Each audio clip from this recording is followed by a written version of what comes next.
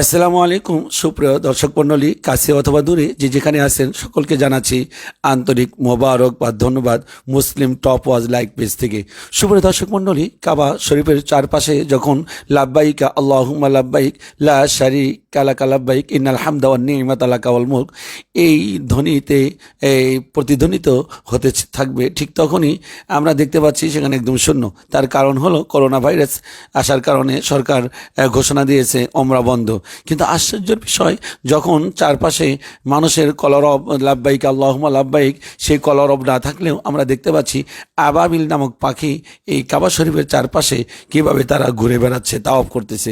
এটি নিঃসন্দেহে জালিমদের জন্য শিক্ষণীয় বিষয়।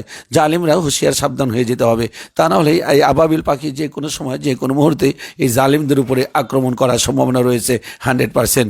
আমরা সকলকে ওয়েলকাম এবং ধন্যবাদ জানাচ্ছি এবং এই পেজটি থেকে আপনাদের সকলকে শেয়ার এবং লাইক দেওয়ার জন্য বিনীত অনুরোধ জানাচ্ছি। আসসালামু আলাইকুম ওয়া রাহমাতুল্লাহি ওয়া বারাকাতুহু।